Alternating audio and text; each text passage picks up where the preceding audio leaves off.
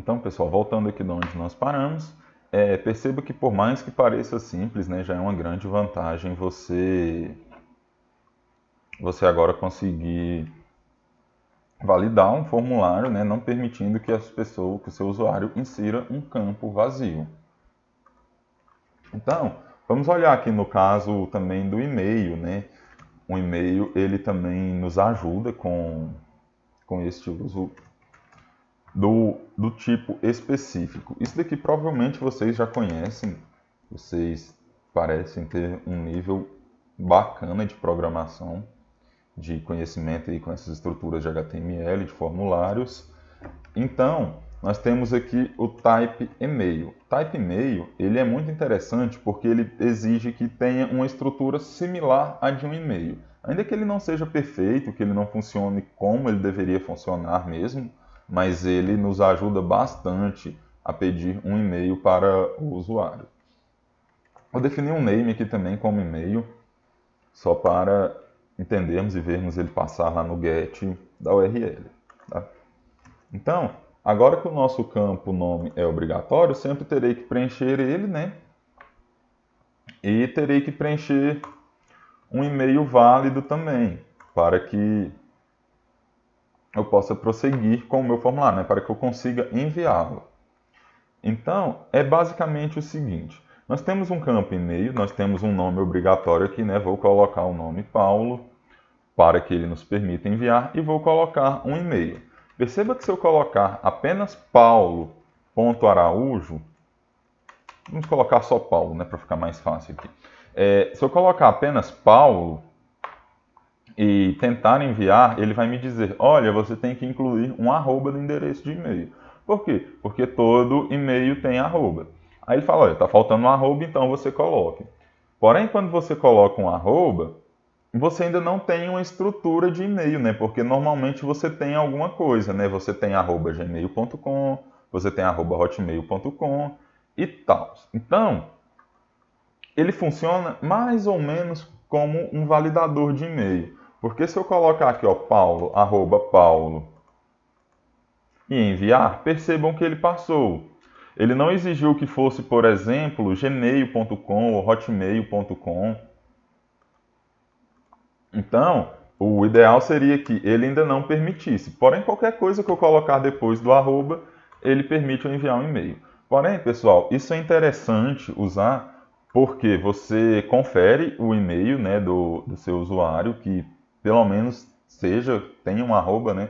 Porque ele pode tentar, por exemplo, pegar uma URL e colocar aqui e te enviar. E aí, tipo, uma URL, se ela não tiver um arroba lá no meio dela, que provavelmente não vai ter, ele já não te causa um erro no seu banco de dados. Pode ser perigoso ele inserir uma URL em um campo que não era para ser uma URL, ou algo do tipo. Então, ele também, para se tornar obrigatório, basta fazer a mesma coisa do de cima. Eu vou retirar o obrigatório do de cima nesse caso, para simular aqui, né? Então o nome que agora não vai ser mais obrigatório quando eu atualizar a página. Então perceba que ele já nem mostra mais a mensagem lá. Eu vou deixar ela aqui também, porque ele vai mostrando em cascata. Então ele mostra primeiro o de cima. Se o de cima está lá, está completo agora, ele mostra o balãozinho embaixo. Mas vamos tirar aqui para não nos atrapalhar. Nós já vimos o required, né? Já vimos que ele funciona. Vamos atualizar aqui. Se eu colocar, por exemplo, o e-mail normal aqui, deixar o campo lá em branco, né? Porque agora ele pode ser em branco. E enviar, ele vai enviar normalmente por get. O nome sendo vazio e o Paulo passando o meu e-mail, né? Um possível e-mail. Então, deixa eu olhar com quanto tempo estamos de aula, tá tranquilo ainda.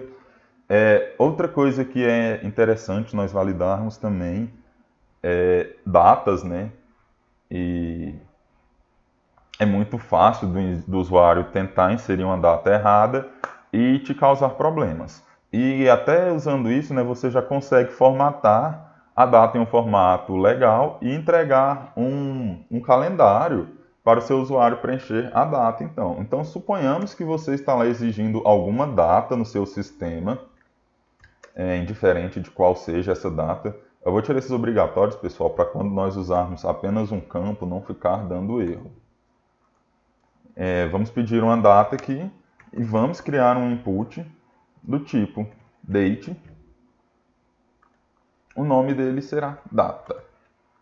Então aqui, pessoal, perceba que ele já criou uma máscara de formatação para que eu insira uma data e ele me deu até um calendário aqui. Quando eu clico aqui, ele já me permite escolher uma data. Eu vou escolher, por exemplo, dia 25 de junho, que provavelmente será uma data de entrega de atividade de vocês. Então, ele já foi lá e colocou a data no formato certinho, nosso formato brasileiro, né? Que nós usamos a data, primeiro os dias, depois o mês, depois o ano. O que é legal é que se eu tentar colocar aqui dia 50 do mês, ele não vai dar. Ou então se eu tentar colocar mês 14, que é um mês que não existe, o máximo que ele coloca é 12. Porque eu tentei digitar o 14 e o maior número aceito é 12. Se eu tentar colocar aqui 40 também, ele não me deixa. Então, pessoal, isso daqui é muito útil para você formatar a data, é muito simples, é um meio de você validar o seu formulário, né, do usuário, não ir lá e onde você pedir uma data, ele te enviar o nome dele, ou ele te enviar o e-mail dele no campo de data. E depois, quando você precisa de tratar esses dados lá, tá tudo bagunçado. Juntamente com ele também existe um campo que talvez se não se use muito, né, eu não vejo muita aplicação prática disso, né, mas em algum momento da sua vida você pode utilizar um campo para exigir uma hora. Vamos supor que você esteja cadastrando na maternidade a data de nascimento e o horário que uma criança nasceu. Então, pode ser um exemplo já usável. E aqui no lugar do tipo do input ser date, você pode colocar time de tempo. Então, vou colocar aqui hora. E aqui percebam que agora ele tanto me dá um reloginho, que eu consigo inserir um horário aqui. Então, eu consigo inserir, por exemplo, o horário de 23h55. Também provavelmente seria um horário da entrega de atividade de vocês. E aqui também, ele me permite eu inserir a hora pelo teclado numérico. Então, se eu inserir 12 e 12, tá ok, tá certinho. Mas se eu tentar colocar aqui uma hora, por exemplo, 28, sabendo que as horas só vão até 23, né? Eu digitei 28 aqui no meu teclado, ele só foi até 23. Se eu tentar digitar 24, ele só vai até 23. Se eu tentar digitar 90, ele já até pula o 9 para a próxima casa, né? E aqui ele vai até os 59. Aí você vai falar assim, professor, apareceu 99, porque você digitou 99. Certo, mas se eu clicar fora, vai ser até legal que vocês vão entender o funcionamento. Olha, eu cliquei fora, ele mudou para 59, que é o maior valor aceito. Então vamos lá de novo. Nesse campo de cá, ele deixou eu digitar 80. Mas se, por exemplo, eu envio o formulário, né, eu cliquei em enviar aqui, ó, percebam que ele mandou aqui ó, no campo hora, ele mandou 9 horas. E deixa eu pôr o URL grande aqui, né? E 59. Ele não enviou 80, ele enviou apenas o 59, que é o máximo de valor aceito por ele. Então, pessoal, basicamente é muito fácil você validar um formulário simples. Agora, também temos que ver a questão de validar números. Isso daqui, pessoal, é muito legal também, porque quando você abre no celular, no mobile, isso daqui, pelo menos no Android, você abre um campo do tipo e-mail, ele já vai lá e já coloca o arroba no cantinho do teclado para você. Então você não precisa de mudar de telinha lá, de mudar a interface do seu teclado para colocar um arroba. A data aqui também ela aparece bem bonitinho lá, as horas, e quando você usa, por exemplo, um input do tipo number, do tipo de números, ele já aparece aquele teclado numérico para você inserir informações. Por quê? Para começo de conversa lá, quando você está pedindo um número, você já nem coloca letras, né? Então não faz sentido o celular abrir o teclado alfanumérico, ele abre apenas o tecladinho numérico para vocês. Estou tomando aqui um pequeno cuidado para a aula não ficar muito grande, né? Então, você pode usar, por exemplo, também campos numéricos. Vamos definir mais um aqui, que você automaticamente já valida o seu formulário e tem como você validar a nível melhor ainda, utilizando apenas o HTML. Então vamos usar aqui, por exemplo, um campo de nota, né, que ele tem que ser um campo numérico. E vamos colocar aqui um input do tipo number, do tipo número, certo? Vamos colocar aqui uma nota, então, e vamos ver qual que é o comportamento dele.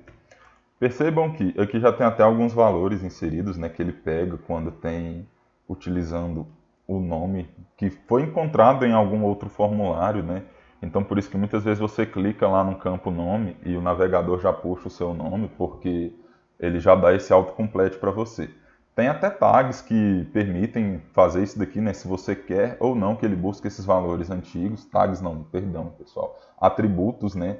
Que permitem você pegar ou não esses outros dados lá do navegador que tem um name igual do formulário. Mas aqui é o seguinte, se nós vamos, sei lá, pegar a sua nota da disciplina de técnicas avançadas de desenvolvimento web. Então aqui não pode aceitar um valor literal.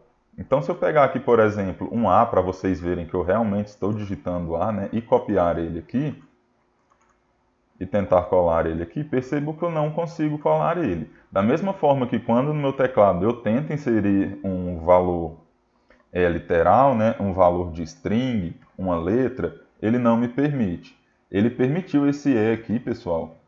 É porque o E ele é entendido como um número, né, o numeral lá do Euler, algo do tipo, isso é coisa de matemática.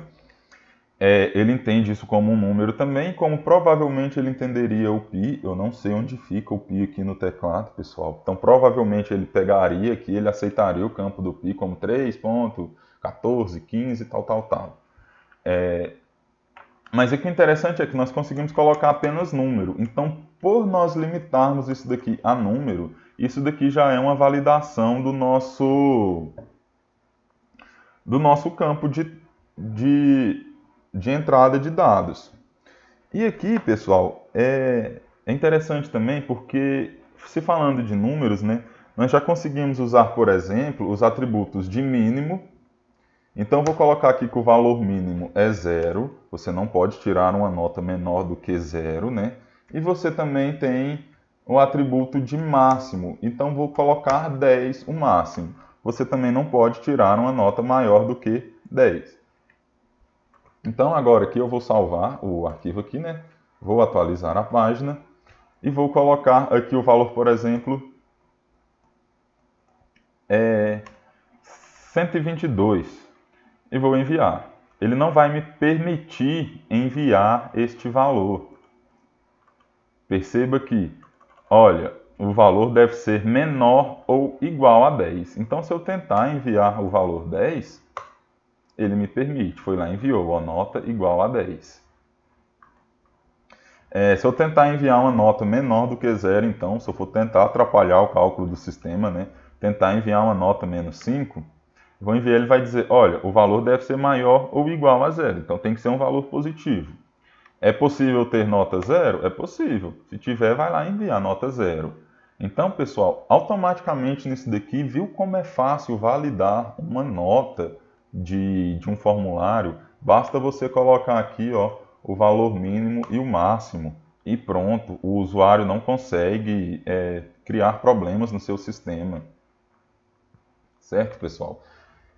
Então, vou parando por aqui, vou encerrar essa aula aqui, vou mostrar só mais duas coisinhas para vocês no próximo vídeo. E até lá, pessoal!